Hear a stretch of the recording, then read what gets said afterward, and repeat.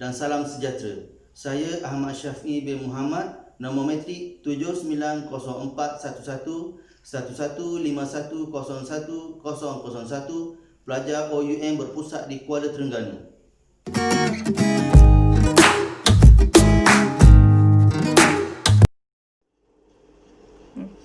Konflik boleh berlaku melalui perpisahan kecil antara individu, kumpulan atau ahli projek yang besar sehingga menjadi ekstrim, sama ada projek itu projek kecil, sederhana ataupun kompleks.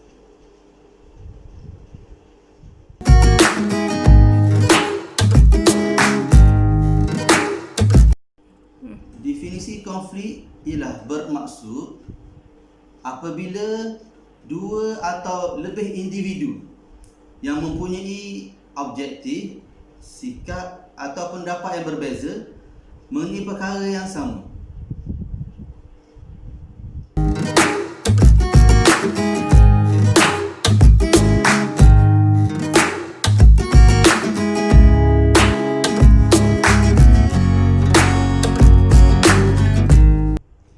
Era Global Trading merupakan satu syarikat pembinaan yang amat berpengalaman. Mereka telah menjalankan satu minat projek untuk membina hotel bertaraf 4 bintang di Bandar Kuala Terengganu.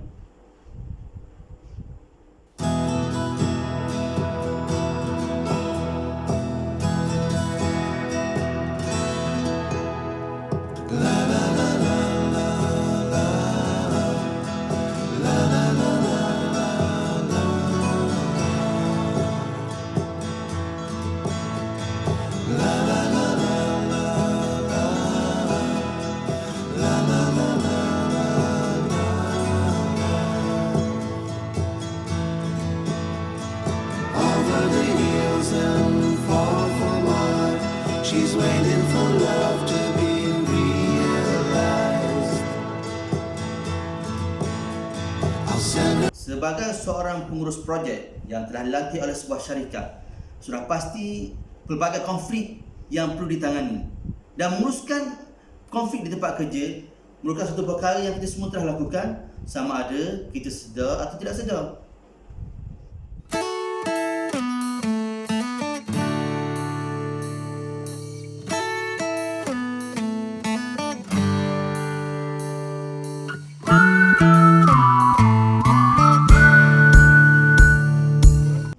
Antara konflik yang sering berlaku di tapak projek kebiasaannya ialah majikan dan kontraktor, antara majikan dan pekerja, dan juga antara pekerja sesama pekerja.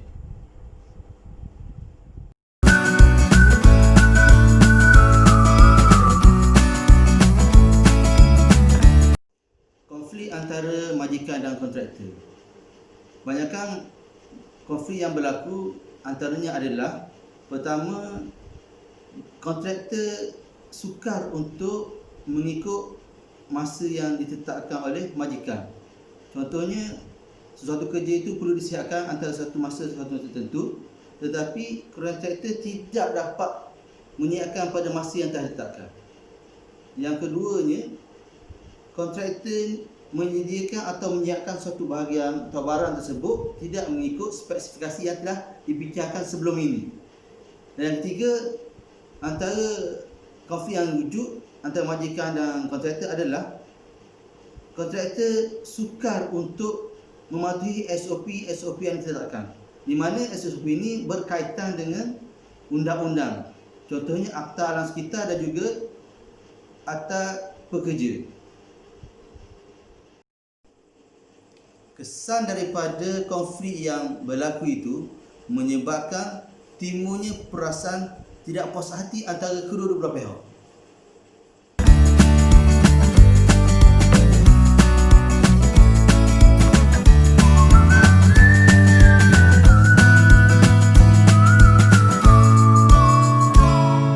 Konflik antara majikan dan pekerja.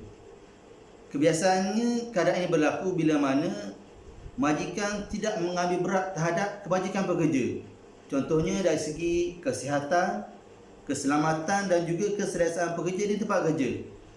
Kesan daripada ini timbulnya perasaan tidak puas hati di kalangan pekerja.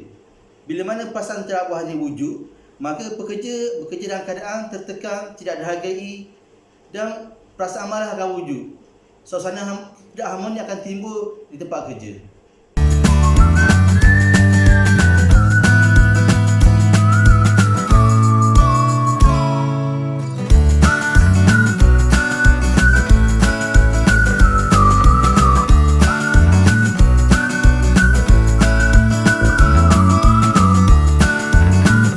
Konflik antara pekerja dan pekerja. Konflik ini timbul bila mana wujudnya masalah attitude di kalangan pekerja, seperti datang lambat ke tempat kerja, malas bekerja, suka mengganggu orang lain dan juga menipu. Kesan daripada ini menyebabkan timbulnya perasaan tidak puas hati di kalangan pekerja, dan jika sekiranya kerja itu berkumpulan menyebabkan kerja itu tergendala. Begitu juga masalah peribadi boleh menimbulkan juga masalah konflik antara pekerja-pekerja, seperti masalah berhutang, masalah rumah tangga. Kesan daripada ini juga menyebabkan rakan-rakan kerja yang lain terganggu dan menyebabkan projek-projek tersebut akan tergendala.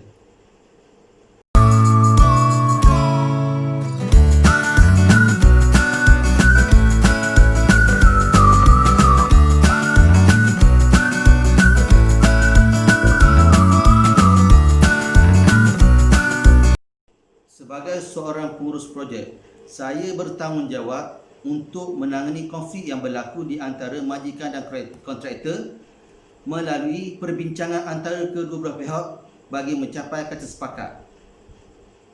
Kali ini berlaku bagi memastikan kontraktor dapat menyiapkan projek mengikut masa yang telah ditetapkan, spesifikasi yang dikehendaki dan juga mematuhi SOP yang telah dikuasakan. Seterusnya, saya juga bertanggungjawab untuk melakukan tindakan susulan dari semasa ke semasa bagi memastikan konflik-konflik tersebut dapat diatasi.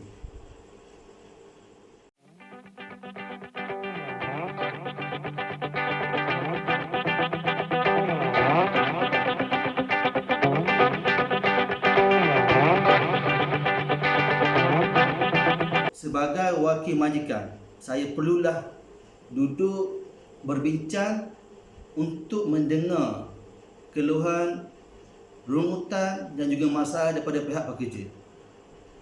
Hasil daripada perbincangan ini, pihak majikan perlulah menyediakan peralatan kesihatan yang selengkapnya, menyediakan persekitaran kerja yang selamat dan memberi kelengkapan PPE yang selengkapnya, serta memberi penghargaan kepada pekerja yang bekerja dengan sangat cemerlang.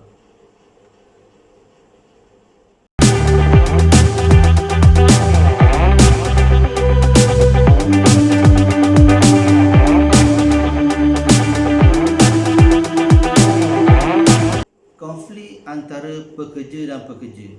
Saya sebagai pengurus projek hendaklah memanggil pekerja-pekerja yang terlibat untuk berbincang.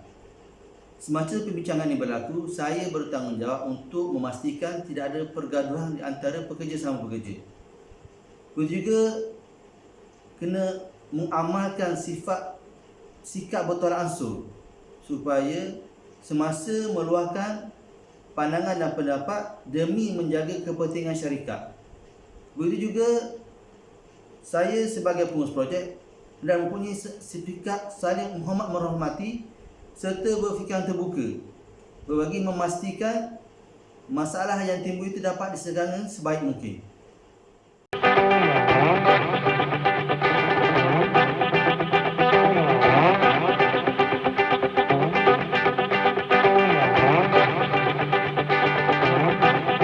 Semoga persembahan video ini membantu untuk kajian pada masa hadapan.